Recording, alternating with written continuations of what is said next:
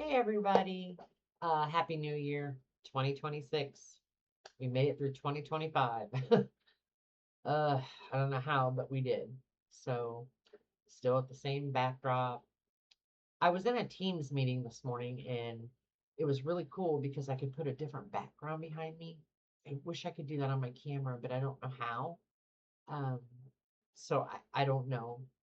But I just celebrated my mom's 1 year her death day, January 8th. It was a hard day, just not a good day. Then it got me thinking about, I talk about my mom all the time. What about my dad? My dad was such a figure in my life and my brother's lives. He taught them how to fish and hunt, and my dad was always there for me throughout everything in my life. My divorce, I'll never forget the morning he took me up to the courthouse. He grabbed me by the hand and squeezed my hand and said, anything you kids ever need, we're here for you. But my dad's journey started back in 2013. My dad had a stroke. It wasn't a major stroke, uh, but it was enough to really mess him up down the road. Uh, he was here at home. He stood up and about completely fell completely forward. My mom caught him. She was okay at the time. No broken bones. So, but my dad refused an ambulance. He did not want to go to the hospital in an ambulance. So I had to call my older brother. He came over with two of his buddies, took him up there. He had had a stroke. He had a blockage in both carotid arteries. I think it was mainly on his right side. So dad was in bad shape, and but dad came out of it. He came out of it okay.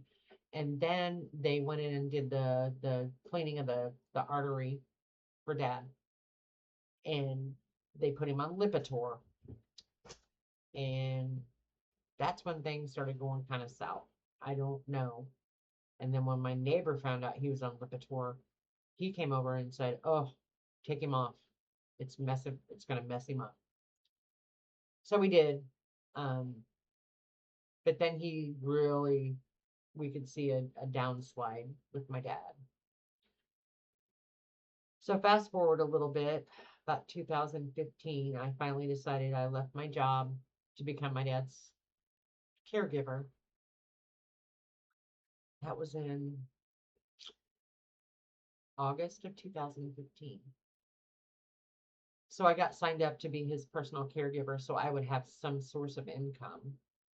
And we had a counselor come over to the house and sit down at the table with my mom and myself and tell us all the stages of dementia,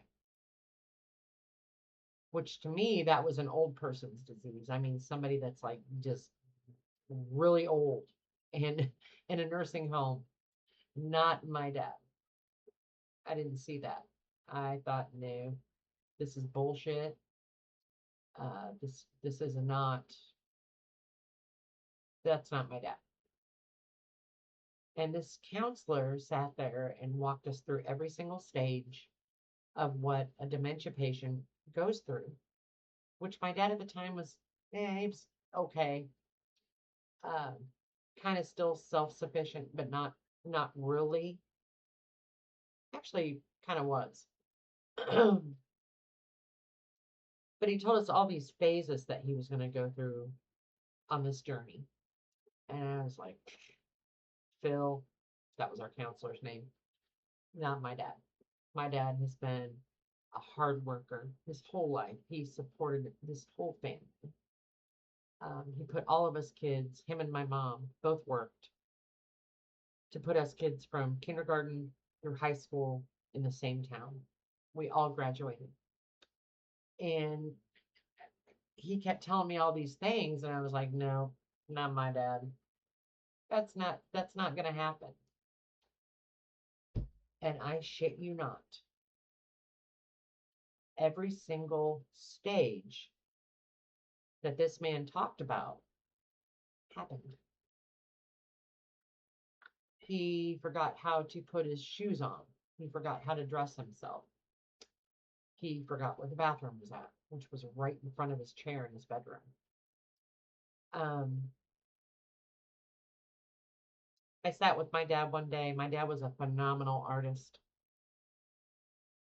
I sat with him one day. I thought, well, let's do some painting because he was a great painter, a great cartoonist. Um, there was nothing my dad could not draw.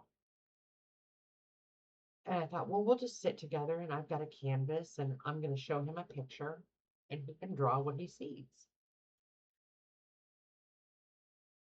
It was a castle, or a lighthouse rather, by the ocean. Men, get down.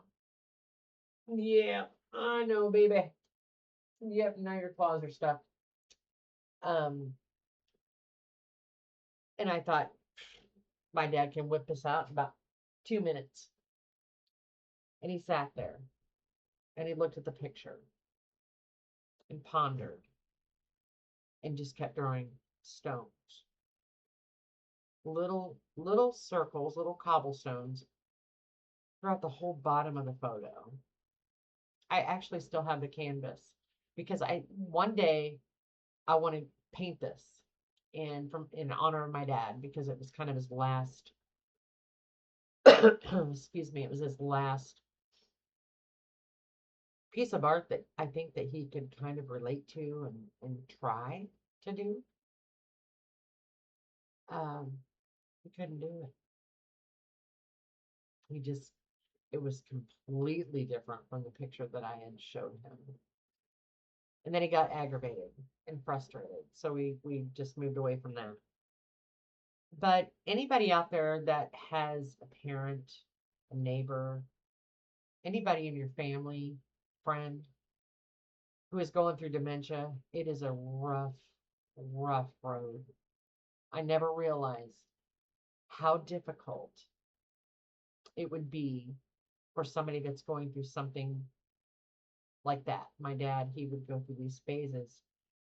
He went through the sundowners phase where he'd get up in the middle of the night, think that he had to go to work, and he'd try to dress himself and tell my mom, somebody in this house has to work. Uh, he'd sneak out the back door. We had neighbors looking for him, and come to find out he was out in the alley and back. But anybody going through this, it is a very, very difficult, hard journey. But try to hang on, try to hold on to them as much as you can until you come to a point where you're like, I can't do this anymore. It's dangerous. He's falling. He is peeing all over, but then where he needs to really be going to the bathroom. It was also a slip risk for my mom because she was actually had a cane, but she hadn't broken any bones yet at that point. So reach out to your family, reach out to your friends, anybody in your community that can help you. I went through Illinois State. It was called a DOORS program where I was dad's caregiver. Reach out to your senior services center in your hometown. They will guide you. They will try to help you figure out and navigate the next phase and what needs to be done because it is a horrible thing to see your dad, your parent, be lively and thriving one day and then boom, the next day they don't even know who you are. So it is a very difficult journey. Mom and I both watched this together. We tried to navigate it. We tried to get him into a good facility finally. We actually put him in one here in town and then pulled him out one day and I brought him back home because I went in there unannounced and his hands were just black and blue from bruises. And the nurse didn't have it charted and I started asking questions. My dad, poor thing, was in a wheelchair down a long hallway, up against a wall, Glasses were under his bed broken. Most of his stuff had been stolen.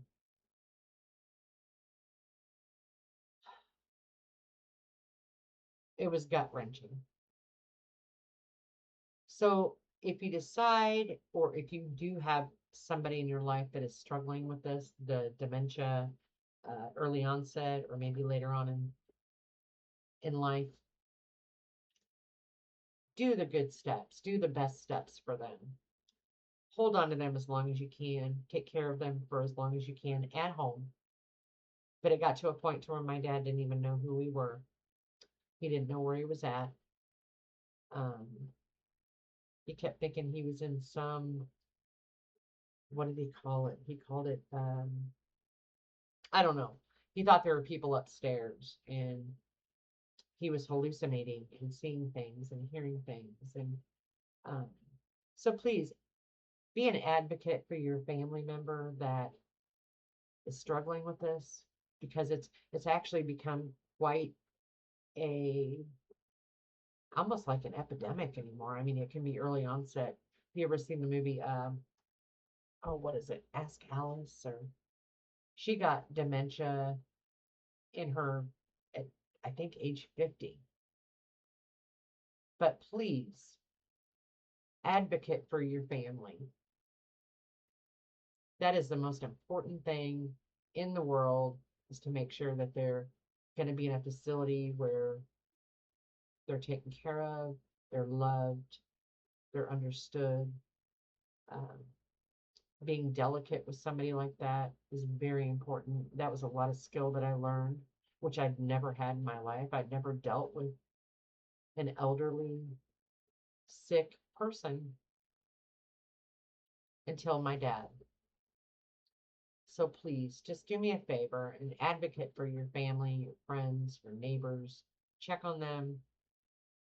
Just make sure that they're in a good place, and just love them. Be patient, be kind, because that's what it takes. And boy, I'll tell you, it'll pull your strings.